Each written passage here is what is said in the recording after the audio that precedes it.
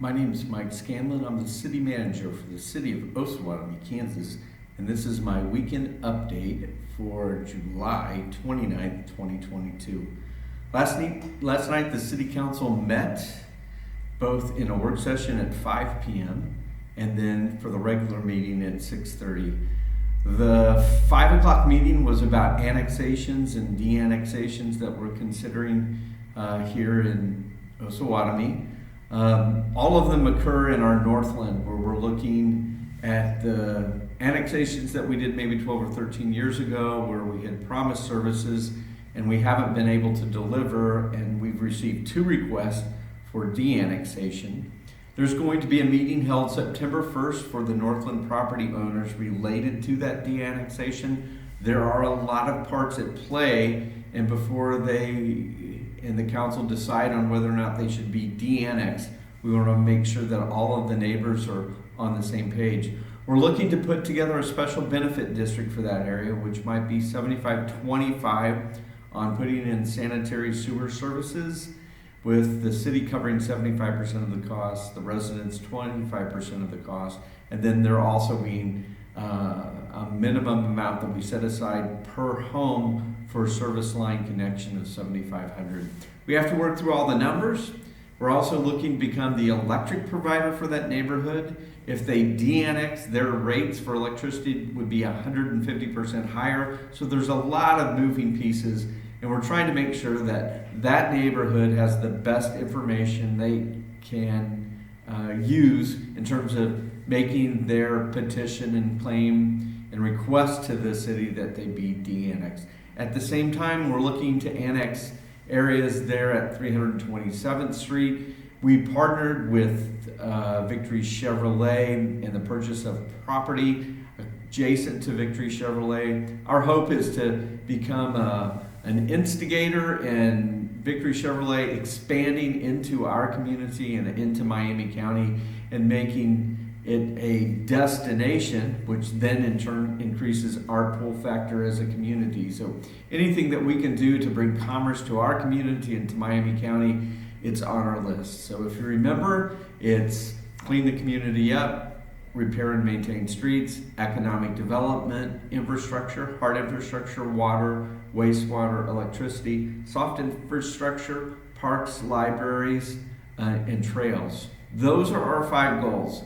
So everything we work on is towards that end. The next thing I would tell you about is in the Northland, we're working with Evergreen. Last night at the city council meeting, we signed a power purchase agreement, and that power purchase agreement sets into motion the installation of a solar array. That solar array is going to be just north of the state hospital, and here's a map with how that solar array is going to be laid out. That solar array will generate about 5 megawatt hours. Our peak is somewhere between 7 and 8. That in terms of renewable energy, we can produce energy for about half of what we need. At the same time, we can produce energy for the state hospital in excess of what they need. I think it's an amazing opportunity that Evergreen and I we've been able to partner with in order to bring this solar array to fruition and really put us on a more stable ground when we're purchasing electricity in the future.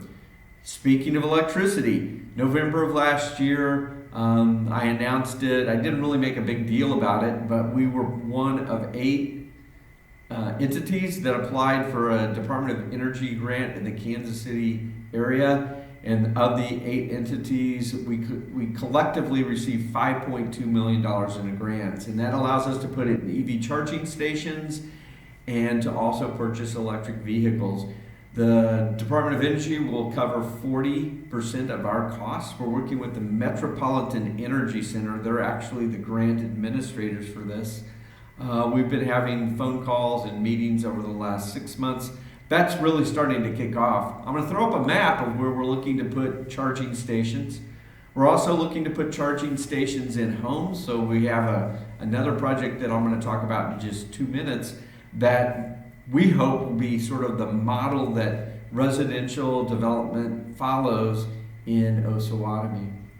That residential development is called 10 acres, and here's a map showing where 10 acres is. A lot of you know where it is. And what we're working to do is set up what's called a rural housing incentive district. And that allows us to use the property taxes generated on that property, a portion of them, to help pay for the infrastructure and the land and get it ready for development. Our hope is to build somewhere between, let's say, 22 and 26 homes. Those would be all electric. They would also include electric vehicle charging stations in them. We benefit our community when we're selling electricity. We benefit our community when we can create partnerships with Evergreen that allows us to produce energy and to do it in a renewable way, so we're not having to buy natural resources to generate the energy. We're actually using the sun to do it. There's a lot we're working on. All of the pieces start to fit together over time. I will just tell you, it's an exciting time to be in Osawatomie. There are a lot of things we're working on, and you're just starting to see the fruition of all this work that staff and council has put in the last 18 to 24 months. We got delayed on our street projects a bit because in the last week we received about 3.5 inches of rain. We have to let things dry out in order to get started, but we'll get started. We're designing 6th Street as we speak. There's an overlay that we'll be doing. We're fixing potholes.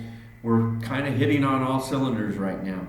So if you ever have a question, drop me an email, stop by and talk to either I or Brett Glendenning in City Hall, and we should be able to answer most of your capital questions and anything about economic development that we're working on. So I want you to have a great weekend, and I'll see you next week.